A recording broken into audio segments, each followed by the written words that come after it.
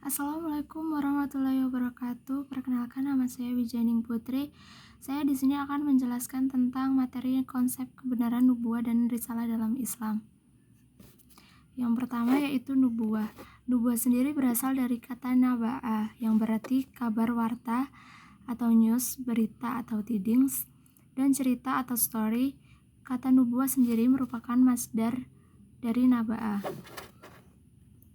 Kemudian risalah. Risalah berasal dari bahasa Arab yang artinya pesan atau message. Pembawa risalah disebut rasul. Atau pembawa risalah.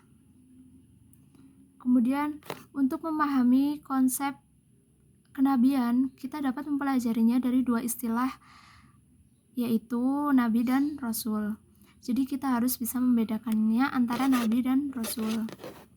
Yang pertama, menurut Sayyid Hussein Affandi Al-Jizr, istilah Rasul memiliki arti manusia yang mendapatkan tugas khusus dari Allah Subhanahu wa Ta'ala untuk menyampaikan pesannya.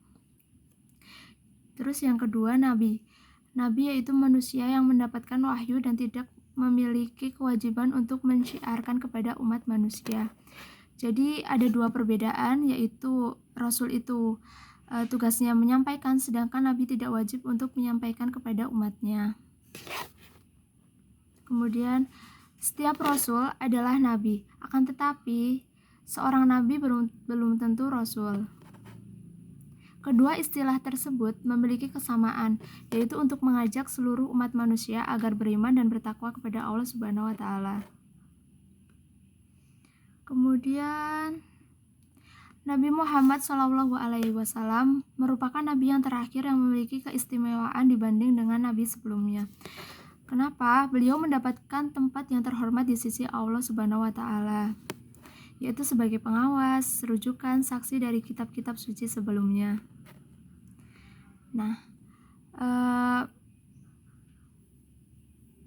Sebagaimana itu dijelaskan di dalam surat Al-Maidah ayat 48.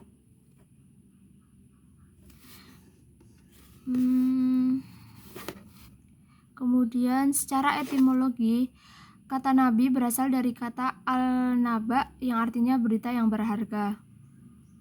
Sedangkan secara terminologi, kata al-nabi memiliki makna seseorang yang diberi wahyu oleh Allah Subhanahu wa Ta'ala.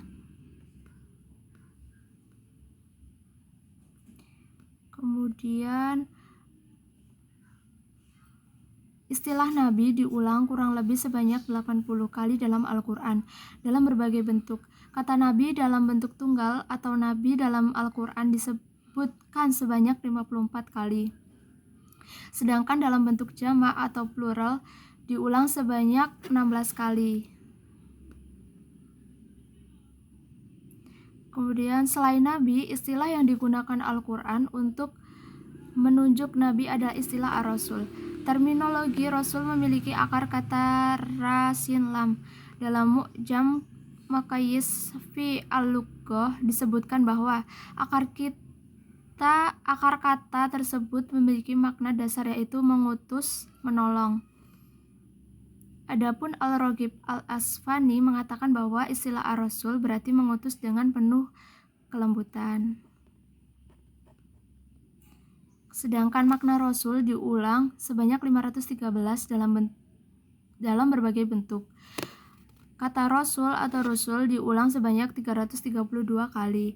Kata arsala atau yursilu atau nursilu.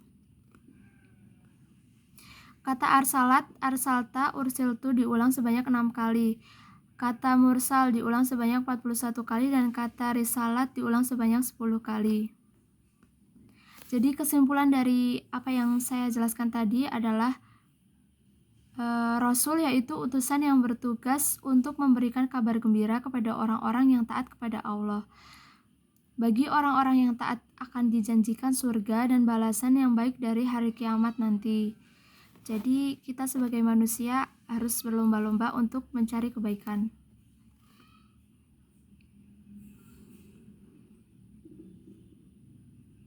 Dalam beberapa ayat, konsep berpikir juga memiliki makna relasional dengan konsep kebenaran nubuah dan risalah. Adapun fungsi nubuah diantaranya adalah menghilangkan tradisi taklid buta dan kejumudan. Selain itu, fungsi lainnya ialah untuk menjelaskan makna dari Al-Quran serta menentukan berbagai macam hukum Islam. Nah, korelasi antara konsep berpikir dengan konsep kenabian juga dapat ditemukan melalui surat Al-A'raf ayat 184.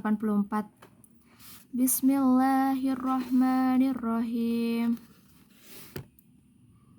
Awalam fakkaru ama bisajibihim man jinnatin innahu wa illa nadhirum mubin.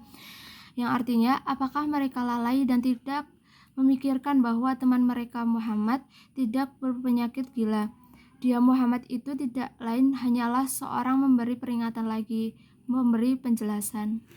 Nah, tujuan diperintahkan memikirkan tentang konsep kenabian dalam ayat ini ialah supaya manusia memiliki akidah para nabi dan rasul secara benar.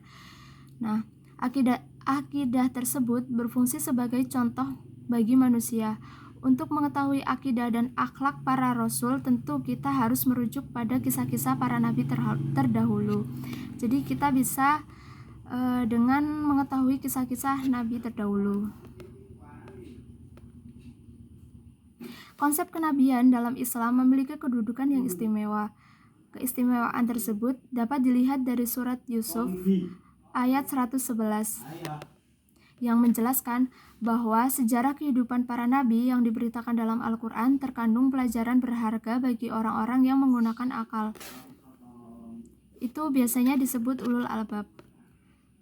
Kemudian para nabi Allah Subhanahu wa Ta'ala merupakan manusia yang memiliki sifat tawakal yang sangat tinggi. Mereka juga memiliki akhlak yang sangat mulia, memiliki keberanian yang tinggi, kemudian serta ketakwaan yang kuat kepada Allah Subhanahu wa Ta'ala. Yang terakhir, sifat-sifat mulia inilah yang dapat dipelajari dan dicontohkan dari konsep kebenaran nubuah, sehingga untuk menjadi manusia yang mulia atau ulul albab sudah seharusnya menerapkan sifat yang dicontohkan para nabi ke dalam kehidupan kita sehari-hari. Itu dia penjelasan dari saya. Jika ada kesalahan, saya minta maaf. Sekian, wassalamualaikum warahmatullahi wabarakatuh.